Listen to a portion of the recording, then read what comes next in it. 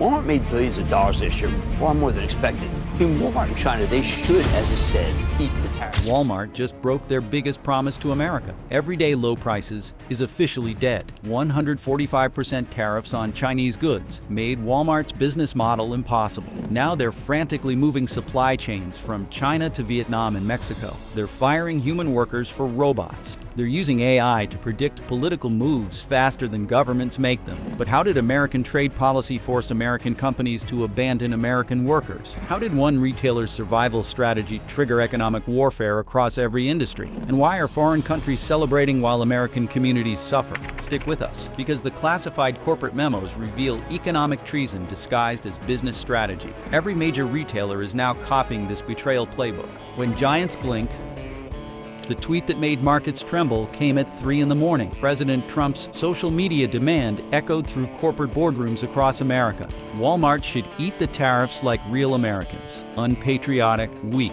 Inside Walmart's Bentonville headquarters, emergency boardroom sessions stretched through the night. Executives who had navigated decades of retail upheaval found themselves in uncharted territory. The company's stock price had already shed 8% in pre-market trading. Shareholders were demanding answers. The media was circling. Doug McMillon, Walmart's chief executive officer, understood the psychological warfare at play. This wasn't just about trade policy, it was about corporate America's relationship with political power. Every decision would be scrutinized, every statement dissected for signs of weakness or defiance. The numbers told a devastating story. Boeing's stock had lost $28 billion in 48 hours after China halted aircraft delivery. General Motors faced 60% production cuts as battery components became unavailable. The tariff war wasn't theoretical anymore. It was destroying American businesses in real time. Walmart's leadership faced a choice that would define the company's future: absorb the costs and risk financial ruin, or implement price increases that would transform millions of family budgets overnight. Toys would see 30% price jumps. Electronics would become luxury items for working families. Basic household goods would strain budgets already stretched by inflation. Deep in Bentonville, Arkansas, a different kind of war room was forming. The decisions made in those closed-door meetings would reshape American retail forever. The real impact would be felt first in communities where Walmart wasn't just another store. The community reckoning.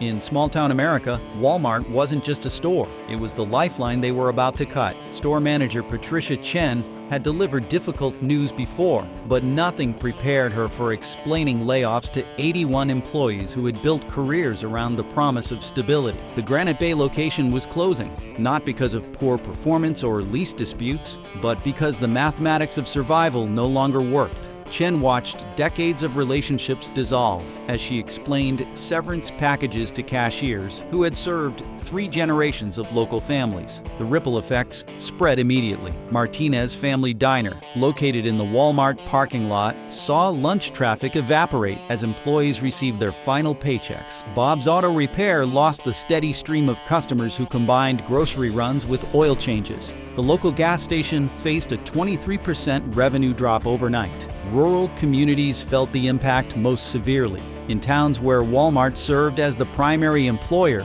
the closures meant more than lost jobs. They meant economic death sentences. Families suddenly faced hour-long drives for prescription medications. Elderly residents lost access to affordable groceries. Local tax revenue disappeared, threatening schools and emergency services. The human cost of mathematical optimization was becoming clear. 47% of rural communities depended on Walmart as their largest employer. These weren't just business decisions. They were community survival decisions. Chain reactions accelerated across affected regions. 528 total employees received layoff notices in Georgia and Colorado alone. Small businesses that relied on Walmart foot traffic began calculating their own survival odds. What they discovered next would redefine retail forever, but the price would be measured in broken communities and shattered dreams. The scope of transformation was expanding beyond individual stores to entire economic systems, the price of everything.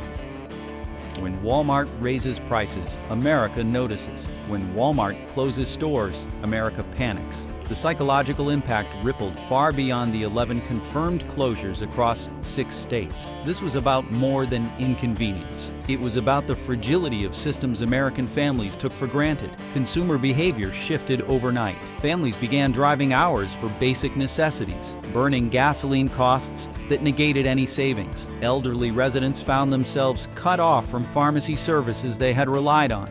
Working parents faced impossible choices between convenience and affordability. The economic data painted a stark picture. Retail closures in 2024 had already reached 7,350, the highest since the pandemic. Walmart's closures, though relatively small in number, carried outsized psychological weight.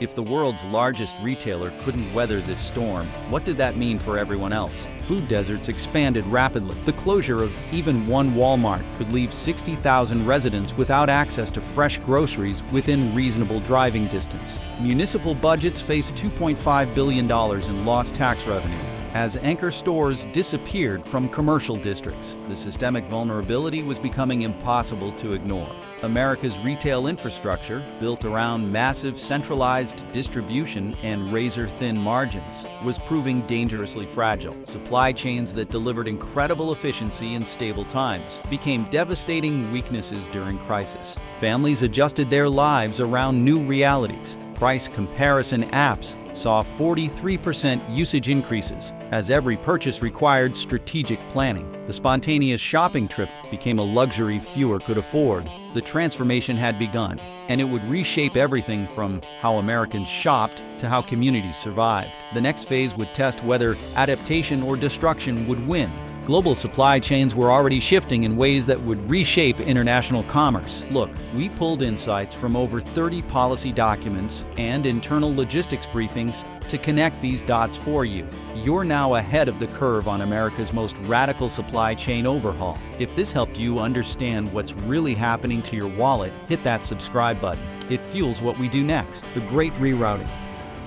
The cargo ships changed course at midnight, carrying more than goods. They carried America's economic future. Captain Nguyen Van Duc watched his vessel loaded with textiles and electronics destined for Walmart distribution centers across the United States. His ship represented the new reality. Vietnam was becoming America's manufacturing lifeline. In Ho Chi Minh City factories, workers pulled overtime shifts to meet unprecedented demand. Walmart's purchasing teams had arrived with contracts worth billions, transferring orders that once went to Chinese suppliers. The transition wasn't smooth. Quality standards differed. Production timelines stretched, but desperation drove innovation. Meanwhile, in Arkansas manufacturing towns, generational suppliers watched their world collapse. Thompson Manufacturing had supplied Walmart with plastic components since 1993. Owner Bill Thompson received the cancellation email on a Thursday afternoon. No explanation, no transition period, just silence where 30 years of partnership once thrived. The numbers told the story of massive global realignment. 47% of Walmart's sourcing shifted from China to Southeast Asia.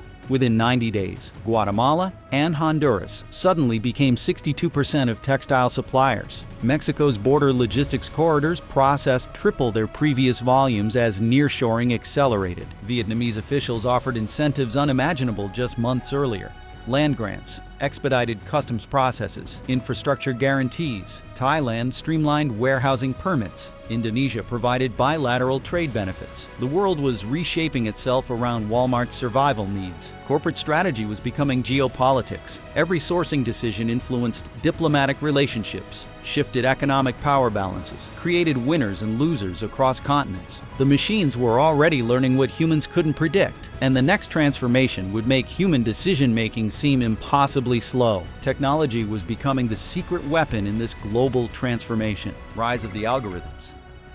The artificial intelligence system saw the trade war coming before the diplomats did. Deep in Walmart's technology centers, software engineer Maria Santos worked 18-hour shifts, building predictive systems that could navigate political volatility faster than human analysis. The platform scoured speeches, government briefings, shipping logs, social media posts. When President Trump hinted at new duties during a rally, the system flagged potential disruptions within minutes. Merchandising teams received alerts before news outlets broke the stories. Inventory could be rerouted from high-risk ports to alternative hubs, minimizing landed costs. During one summer flash tariff announcement, The artificial intelligence proved its worth. Walmart avoided $14 million in potential fees by shifting supply orders within 48 hours. The system didn't just react to politics.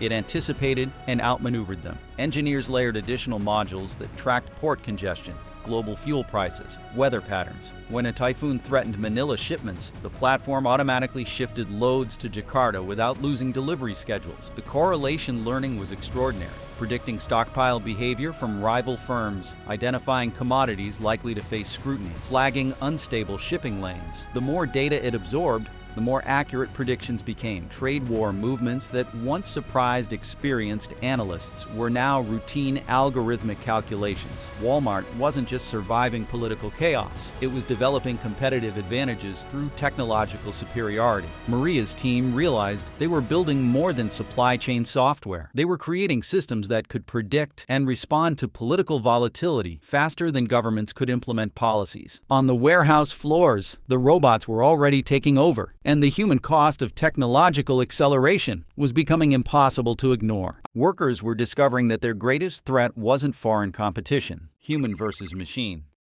The cashier didn't know Tuesday would be her last day with a human customer. Jennifer Walsh had worked the Walmart checkout lanes in Nashville for 12 years, building relationships with families who trusted her efficiency and warm smile. The self-checkout expansion wasn't personal, it was mathematical. Across Tennessee and Nebraska, similar scenes played out. Warehouse workers trained robots to sort inventory, stock shelves, manage pallets. The irony was painful. Employees teaching machines to eliminate their own positions. Management framed it as upskilling, but everyone understood the trajectory. The numbers were stark: 73% increase in automated checkout installations across affected stores, 41% reduction in entry-level positions, $2.8 billion in automation infrastructure investment. Each statistic represented families facing uncertain futures. Union representatives called emergency meetings. Conservative lawmakers branded the moves unpatriotic. Liberal critics warned of job losses in already strained communities. The political pressure was intense, but economic pressure was stronger. Walmart executives faced chilling logic.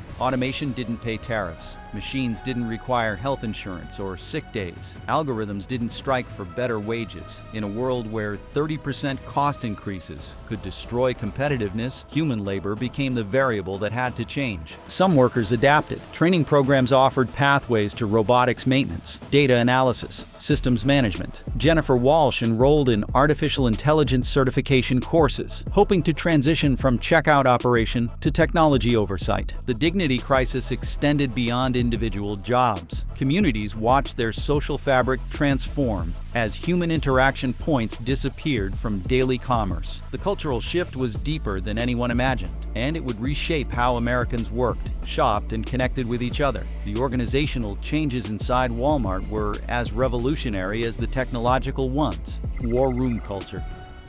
The company that built hierarchies was tearing them down in real time. Traditional corporate structures were too slow for crisis management. Walmart's survival demanded speed over protocol, innovation over bureaucracy. Kansas floor associates found themselves on video calls with New York executives, brainstorming solutions across traditional organizational boundaries. The geographical separation that once meant isolation became strategic advantage as diverse perspectives converged on urgent problems. Decision-making timelines collapsed from 6 months to 60 days. Ideas that once died in middle management now became pilot programs within weeks. Employee-led innovation councils received direct funding for local sourcing, sustainability initiatives, artificial intelligence integrations. The transformation was messy but energizing. Departments once siloed were now co-located physically and digitally. Store-level managers gained direct feedback channels to corporate leadership, bypassing bureaucratic layers that historically slowed adaptation. Cross-functional teams operated across 17 time zones. International buyers learned Vietnamese labor laws, while Arkansas logistics specialists mastered Indonesian shipping regulations. The complexity required new kinds of collaboration and communication skills. 84% of employees reported increased satisfaction with direct feedback mechanisms. When survival was at stake, traditional hierarchy became luxury nobody could afford. Innovation councils generated solutions that would have taken years to develop through normal channels. In Arkansas, a laid-off forklift driver pitched a rehire program through community colleges. The idea received funding within a week and expanded across 3 states within a month. The cultural transformation was creating organizational capabilities that would outlast the immediate crisis. The ripples were already reaching every corner of American business, and the next phase would test whether other companies could adapt or would be left behind. Crisis was spreading beyond retail into industries that seemed completely unrelated, the domino industries.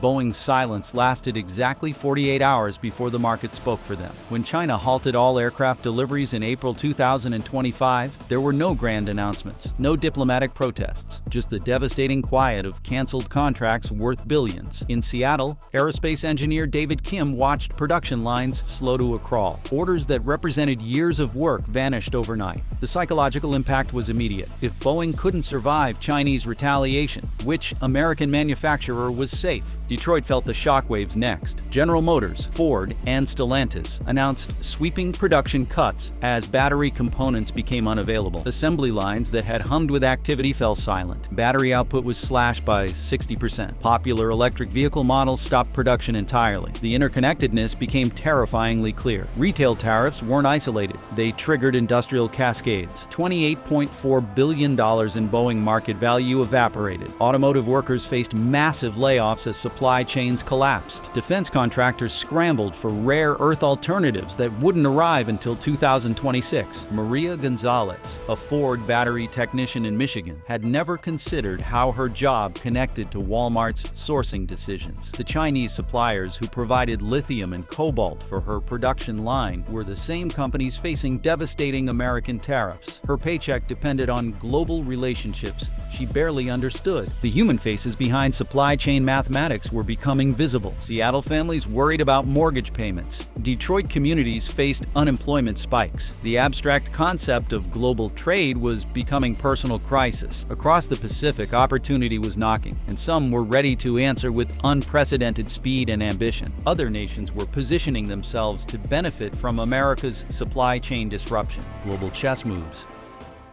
While America struggled, the rest of the world was making deals. Vietnamese port worker Tran Minh watched unprecedented cargo volumes transform his sleepy harbor into a bustling international hub. Ships that once bypassed Vietnam now waited in line for loading berths. Indonesian officials signed infrastructure agreements at lightning speed. $5 billion in grants flowed from Vietnam, Thailand, and Indonesia to support manufacturing transitions. Mexican border communities experienced overnight transformation.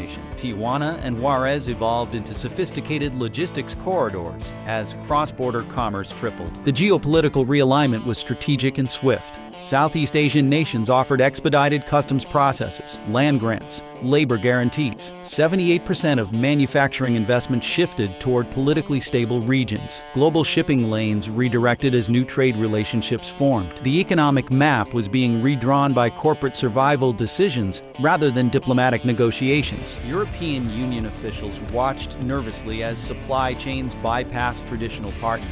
Canada positioned itself as a reliable alternative to Chinese rare earth elements. Trade ministers in Ottawa and Tokyo lobbied United States officials with new urgency. Recalibrate policies or risk losing established allies to more flexible partners. The environmental opportunity was hiding in plain sight, waiting for someone bold enough to transform crisis into competitive advantage.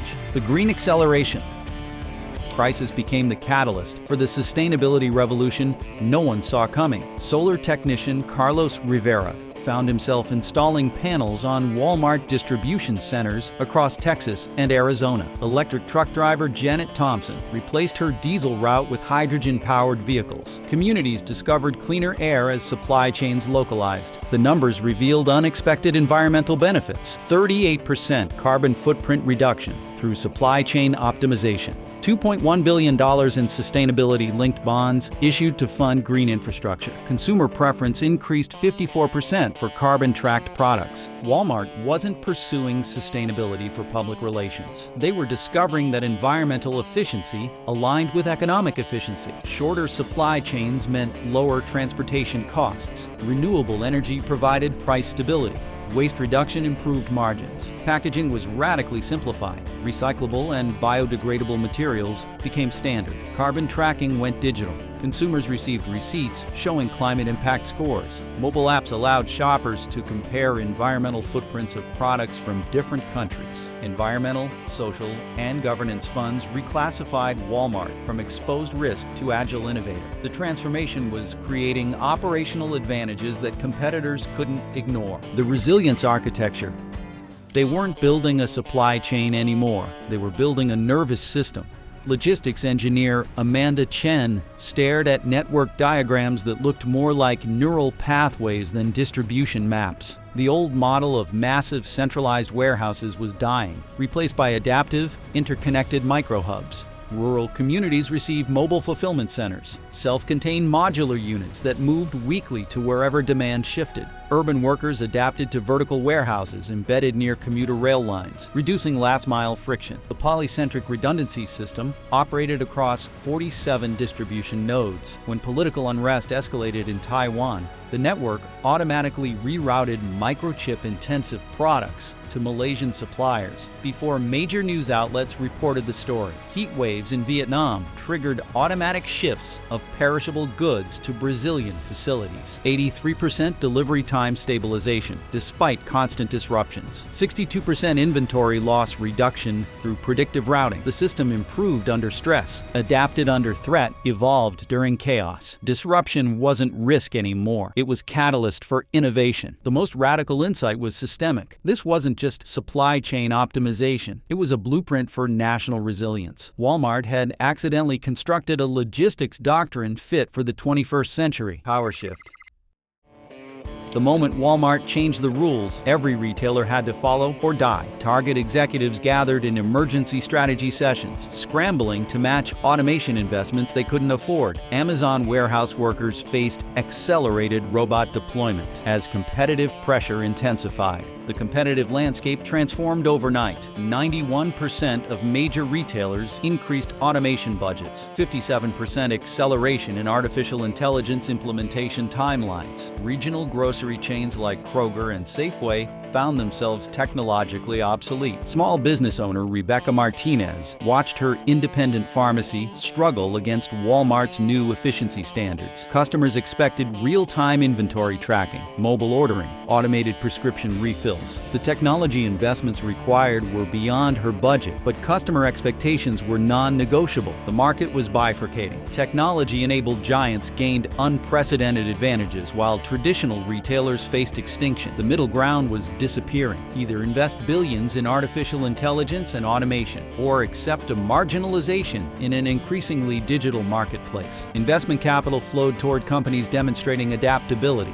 Venture funds prioritized retail technology startup. Private equity firms targeted traditional retailers for technology-driven transformations. The old retail model wasn't just challenged, it was becoming unfundable. 34% small business closure rate in affected regions reflected the harsh mathematics of technological evolution. The consumers were adapting faster than anyone expected, and their new behaviors would reshape commerce permanently. The new consumer reality: shopping would never feel the same again. Jennifer Park adjusted her family's weekly budget to accommodate price increases that had become permanent fixtures. The spontaneous purchase was now a luxury, requiring careful calculation. Every shopping trip became a strategic exercise in value optimization. 43% increase in price comparison app usage reflected the new consumer mindset. Families researched purchases that once required no thought. The dollar store impulse buy was replaced by deliberate analysis of cost cost per unit, shipping options, environmental impact. Elderly customers like Robert Chen learned mobile apps for grocery delivery, not by choice, but by necessity. Store closures in his rural community made digital literacy a survival skill. The technology gap between generations compressed as economic pressure forced adaptation. Teenagers compared carbon footprints while shopping, influenced by environmental tracking systems that made sustainability visible. 67% consumer acceptance of automated checkout systems showed behavioral plasticity that surprised sociologists. People adapted to human-free shopping experiences faster than retailers anticipated. The psychological relationship with consumption was evolving. Ownership became less important than access. Subscription models replaced one-time purchases. The sharing economy expanded as individual ownership became economically inefficient. 51% preference shift toward local and sustainable products wasn't driven by environmental consciousness alone. It was motivated by supply chain stability concerns. Consumers chose reliability over price when global disruptions made availability uncertain. Shopping patterns reflected new priorities: resilience over convenience, transparency over marketing, sustainability over short-term savings. The consumer who emerged from this crisis would be fundamentally different from the one who entered it. The political implications were just beginning to surface, and they would challenge basic assumptions about governance and economic management. The relationship between corporate power and democratic governance was being redefined in real time. Democracy meets the marketplace. When corporations adapt faster than governments, who really sets policy? Local politician Sarah Williams faced questions she couldn't answer. Tax revenue from retail closures was vanishing, while demand for social services increased. Her constituents needed solutions she didn't have authority to implement. Municipal budgets absorbed 37% reductions in corporate tax collections. Schools lost funding while unemployment services faced overwhelming demand. The social safety net was straining under economic pressures that traditional governance structures couldn't address. Federal officials realized that corporate strategy was outpacing regulatory response. By the time Congress held hearings on supply chain resilience, Walmart had already implemented solutions that made government proposals obsolete. Private sector innovation was defining public policy outcomes. 84% polling support for supply chain transparency requirements reflected public demand for corporate accountability. Citizens wanted visibility into sourcing decisions that affected their communities. Democracy was demanding new forms of corporate responsibility. Community organizers like Marcus Rodriguez found themselves mediating between corporate decisions and local needs. The traditional boundary between public and private sector responsibility was blurring. Companies were making choices that determined community survival, but citizens had no voice in corporate boardrooms. 59% increase in local business support initiatives showed communities trying to regain economic control. Town halls focused on economic resilience rather than traditional political issues. Citizens were organizing around supply chain independence and community self-sufficiency. The relationship between capitalism and democracy was being tested. When corporate adaptation determined community survival, traditional voting rights felt inadequate for citizen empowerment. The global implications were reshaping everything from trade relationships to diplomatic priorities, and the final transformation would determine America's role in the world economy. The ultimate question was whether this transformation represented the future of capitalism itself. The world that Walmart built. What started as a crisis in Arkansas ended up redrawing the global economic map. American families lived with permanently higher prices, but discovered the value of stable supply chains. International workers benefited from diversified manufacturing opportunities. Communities developed economic resilience they never knew they needed. The one-third capital allocation model, technology, sustainability, labor agility, became the standard for survival in volatile markets. Companies that maintained traditional investment priorities found themselves unable to compete. The crisis had accelerated evolution that would have taken decades under normal conditions. 46% reduction in supply chain vulnerability indices showed measurable improvement in economic stability. The anti-fragile systems weren't just theoretical, they were delivering practical results. Disruptions that would have paralyzed the old economy were absorbed and transformed into competitive advantages. 72% confidence increase in economic stability metrics reflected public recognition that the new systems, despite their costs, provided greater security than the old, efficiency-focused models. Americans were willing to pay higher prices for reliability. The the geopolitical implications extended far beyond trade. Sourcing decisions influenced diplomatic relationships. Supply chain choices affected military preparedness. Corporate strategy was becoming foreign policy by other means. Vietnam, Thailand, and Mexico gained economic influence through manufacturing partnerships. China faced reduced leverage as supply chains diversified. The economic map no longer matched the political map, creating new possibilities and tensions. The transformation represented more than corporate adaptation. It was capitalism evolving to survive in an era of permanent volatility. The question wasn't whether this was the future. It was whether America would lead this evolution or be forced to follow innovations developed elsewhere. The world that Walmart built through crisis management has become the template for 21st century economic resilience. The age of fragile efficiency is ending. The era of adaptive resilience has begun. What do you think comes next? Drop your thoughts in the comments below, and thanks for watching this deep dive into economic transformation.